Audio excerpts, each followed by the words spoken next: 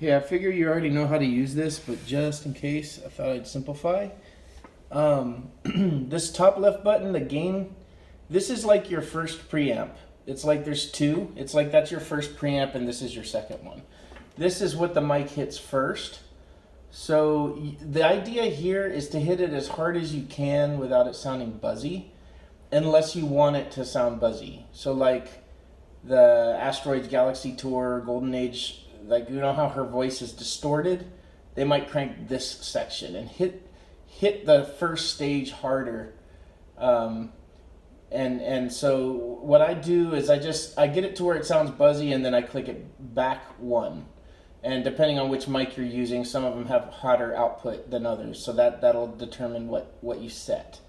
But I listen for it once it's buzzy, I go back one.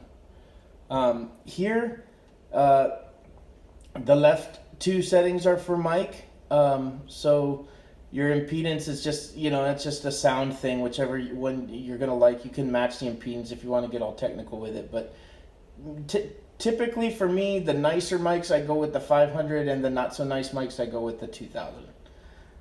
The line, that's a different thing. And the high Z is like if you're using the guitar input. But for mics, yeah, you just use either the far left or the one next to it.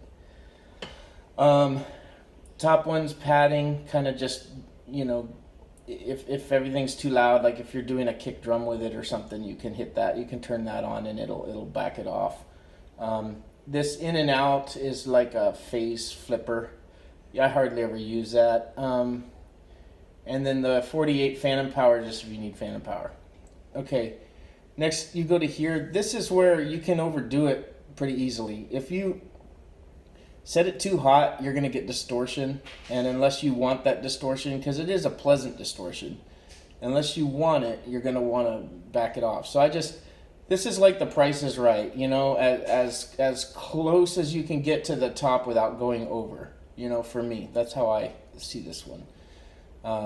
And to test it, you can use your ears, or you can also like flip this switch over. Like this one has like a preamp, comp, or output, and that's just basically like what is the meter showing you. So if you put it on preamp, you can try to get it up here before it hits the red. Maybe if it goes in the red a little bit, you're okay. But like once in a while, you know what I mean? So yeah, you can flip that to the left just so you can see what you're doing. But rather than your eyes, I use my ears. And then once this starts to, Once this starts to sound bad, I back it off. This your EQ section. This is a typical setting for me. I just like it +3 on both of those, but it's just whatever you want. You want to set it to 0 and do the EQ in the Pro Tools. That's fine, but you do have nice outboard EQ here, so if the voice just sounds a little too dark, you can back that off, or you can brighten it up, with these two. And then these are your frequencies for those. So for voice, yeah, usually around 100 to boost like the lows. If it's a girl, maybe the 200. And then the 4.5K is good for the highs for voice. 10K's for air. 7K's somewhere in the middle. Just whatever sounds good to you. Peak reduction. This is your compressor. So like you turn this up. For this one you do on a monitor. So you'll want to move this to comp like this. And then you turn this up. Start all the way down like this. And then creep it up and watch the meter. When the meter starts dipping to about the 3, like the -3, then you're all set. So just like creep it up while you're getting the signal, singing as loud as the singer's gonna sing, and get it to the -3. That's about in the ballpark where you want to be. If you need it to be more compressed, you can push it up further or back it off if it's too squashed. But with this optical stuff, it's not going to sound squashed. If anything, it can kind of sound squashed if you go too far with it. But if anything, it would just be like you want it more dynamic, like you want more, more dynamic, so you back it off. Gain, this is like where you move this to your output, boom. and then you start creeping the gain up.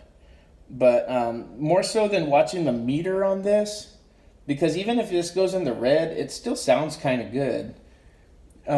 What I do is I just watch Pro Tools and I creep up the gain until I'm not hitting 0 in Pro Tools. You know, I'm not clipping. So I just get it like the Price is Right. How loud can I get without going over? And that's it. Down here, I like never use limiter.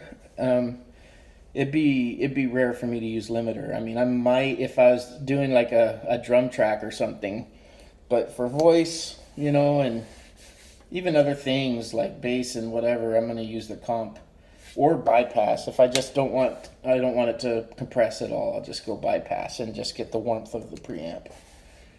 But that's it.